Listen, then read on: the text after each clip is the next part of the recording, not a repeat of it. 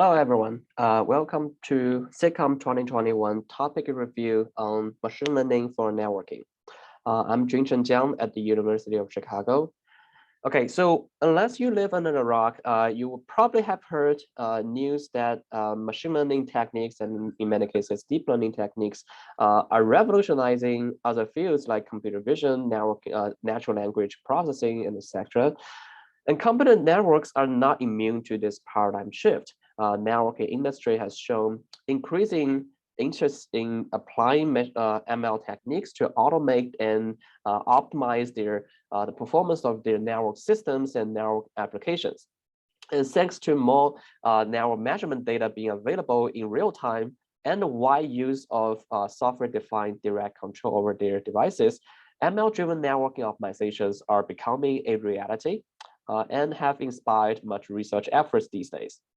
So this year's SIGCOMM dedicates one of its sessions to papers on machine learning for networking. And these papers cover such interesting topics as machine learning for network planning, ML for generating codes from RFC documents, and ML for networking simulation, and also how to guarantee performance of these ML-based driven systems. Okay. So you can see that these papers don't focus on just one problem. Instead, they cover a wide range of subjects. So it's clearly a challenge to make sense of all these papers as a whole.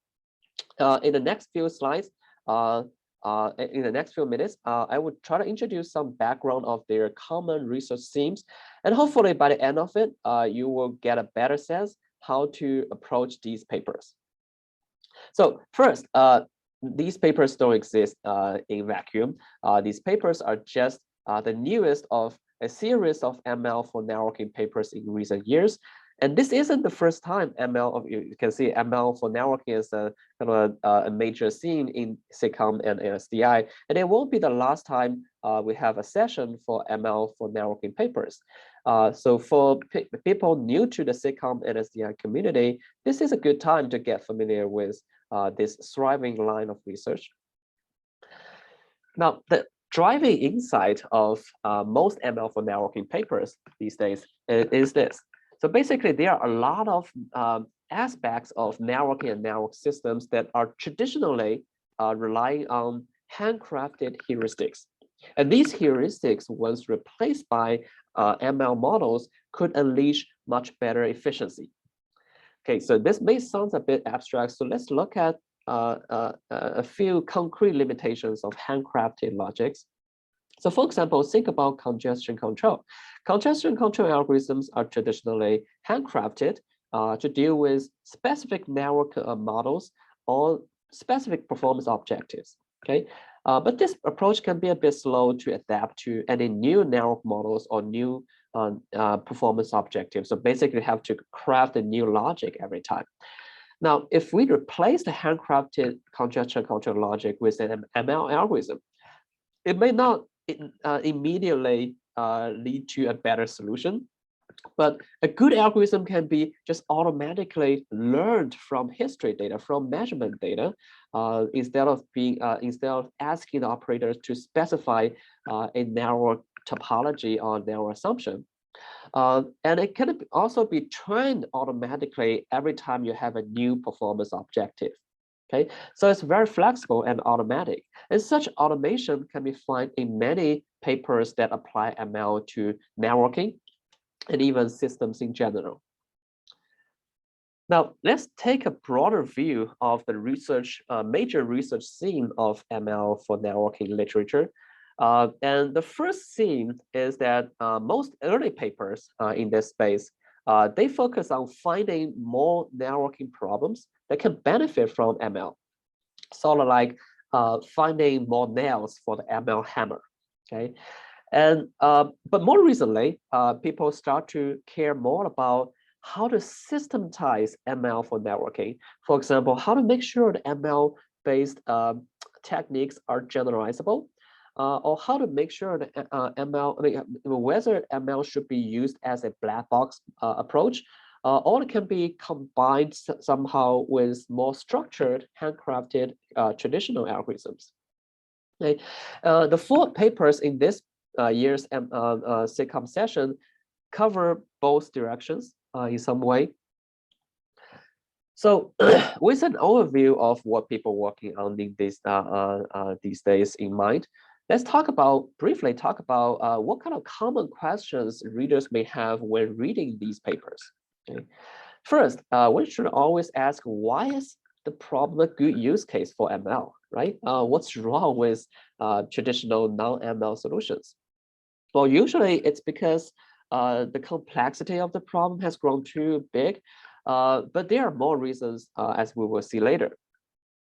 Second, it's whether it's a good use case for ML. Would it be sufficient to just use off-the-shelf ML models, right? Are there any challenges unique to the problem domain, right? Or even opportunities unique to this problem domain, right? So in other words, does the paper make more contributions than just applying some off-the-shelf ML technique? And third, well, ML doesn't solve all the problems, and sometimes it even creates new problems, such as training overhead, performance generalization that prevent them being very practical. So when reading these papers or listening to the presentations, don't be fooled by the seemingly superior average performance. Okay, you should also pay attention to these new aspects, the aspects of problems created by ML, and sometimes ML will just fall short on these aspects. Now, with this in mind, let's briefly go through the papers in this session. The first paper is from Johns Hopkins University, Facebook, and Peking University. The idea is to apply ML to network planning, specifically how to set the capacities of each physical link and do traffic engineering on top of it. This is a kind of classic example of solving a highly complex decision-making problems by ML, because it's just a huge space of decisions regarding how each source destination pair should be routed, how they interact with the underlying physical link planning. Now, is it just a straightforward application of ML? Well, the authors argue that it's not, because they would need to represent, need a way to represent the network topologies in a way that fits the deep neural networks and can also directly handle parallel links, which can be used together to provide higher bandwidth, but would have been treated independently by off-the-shelf ML models. Okay, so there are unique challenges. Unlike the first paper, the second paper doesn't really focus on performance of a particular system. Rather, it kind of explores a broad, a kind of new application of ML in networking. The motivation here is that there are a lot of RFC documents written in human language, okay, that specifies the behavior of network properties, network protocols, and network algorithms. And traditionally, these documents are read by human developers, human operators, who wish to check if their system or their implementations are right or not. Okay, this can be error-prone, of course, and cause ambiguities when you read the documents, since these are natural languages, right? Now, these authors argue that why don't we just take advantage of the natural language processing models out there, NLP models out there, to semi-automatically parse the RFC documents and identify potential ambiguities in the protocol specifications, and even generate code based on the understanding. Okay, so at first glance, you can imagine internet applications like Google search or Facebook. These companies parse and index massive web pages written in human languages all the time. So understanding and analyzing RFC documents should be just a piece of cake, right? However, the authors argue that there are actually still challenges unique to understanding network documents. Specifically, these pre-trained NLP models cannot work directly to handle idiomatic network protocol specifications, such as structured description or field in a packet header or something, okay, something like that. Right, so the third paper explored yet another application of ML, namely narrow performance modeling. Okay, now traditionally, narrow simulation is done through simulators like NS2 or NS3. Basically, you specify the topology and the link capacity and queuing policies running on each router or switch, and you can just let it run to simulate the behavior of individual packets in the network. Now, simulation can be very useful when we want to test algorithms that are impossible to test in real-world platforms. Now, although traditional simulators can be much faster than real-world experiments when the simulated network is small, they kind of become significantly slower than real experiments when simulation, when trying to simulate large networks like data centers.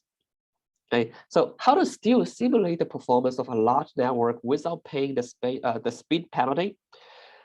These authors propose a new solution, a ML-based solution. Okay, they propose to train a deep neural network to simulate the performance of each part of a large network.